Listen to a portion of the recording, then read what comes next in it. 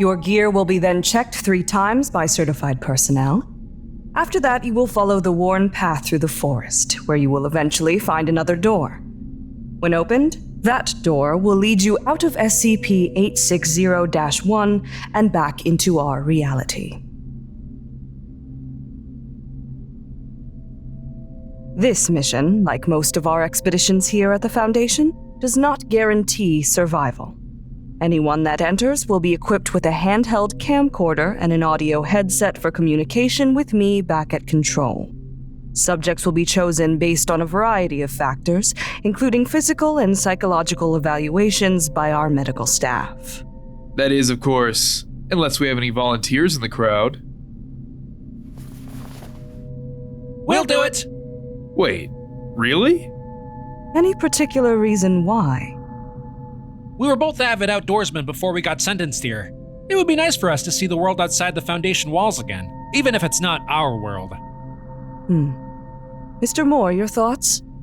Well, we'll still need to run our tests to qualify you for the exploration.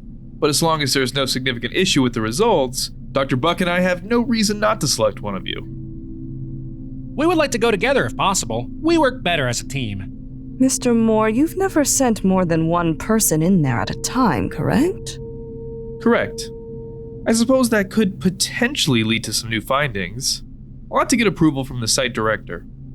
This won't sway us from cooperating in the mission in any way, but out of curiosity, does anyone ever escape SCP-860-1? Of course.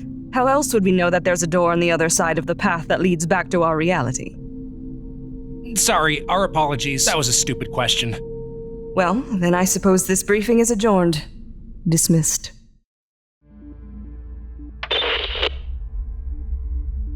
Remember, the door closes and locks itself immediately after someone enters. You both need to run through there quickly. Roger that, Command. You ready, Cooper? Yeah, and I'm recording. We are receiving the transmission here on our end. Please proceed.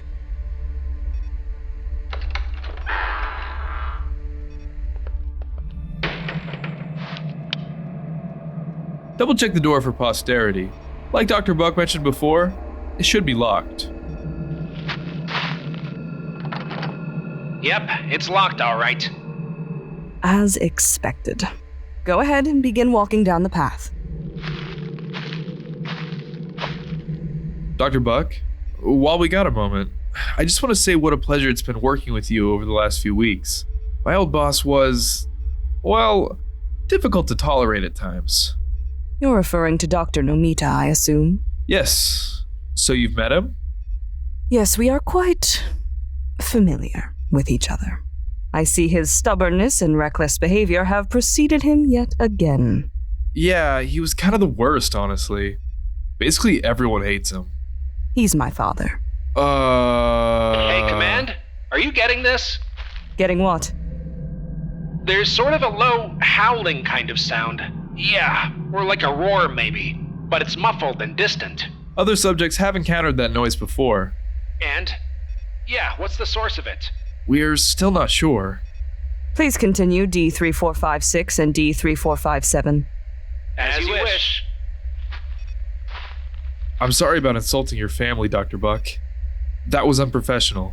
Yes, it was. But you weren't wrong about him. I can't stand him either. Oh, good. I mean, not good that you hate him, just that you— Shut up, Matt. D3456, are you hearing that whispering sound? No. What are you talking about? I don't hear anything either.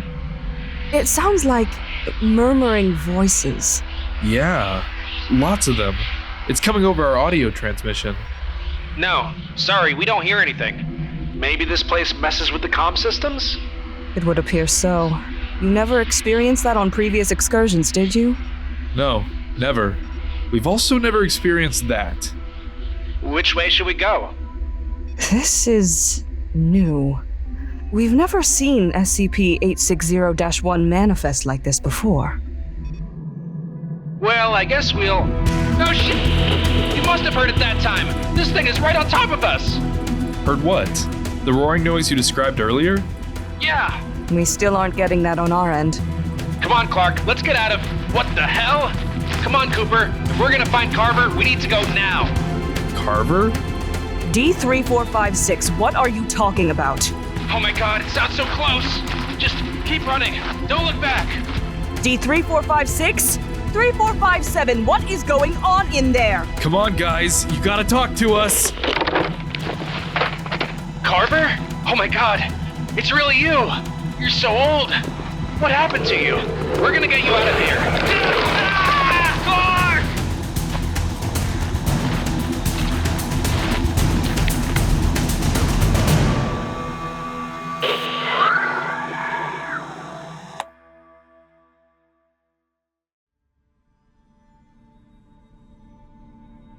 So, you care to explain how one of the most respected researchers here at this site allowed such a catastrophe to happen?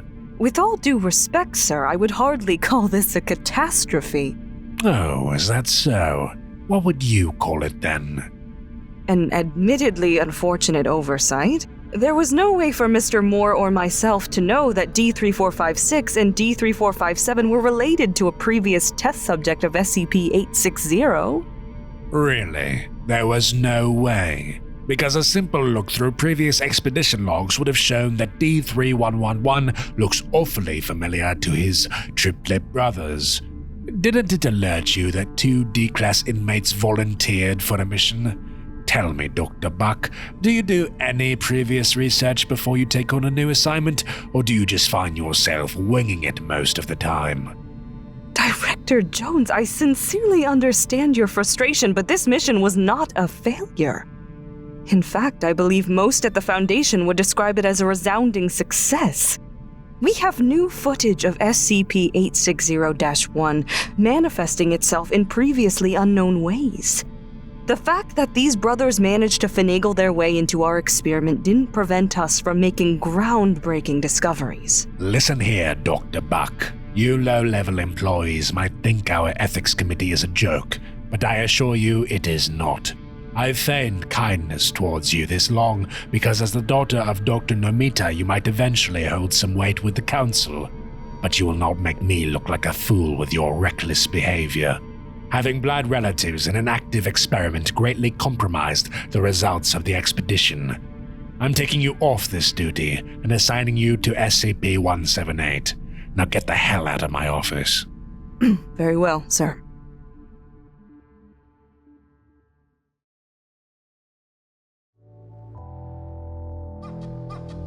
Thanks for watching the video.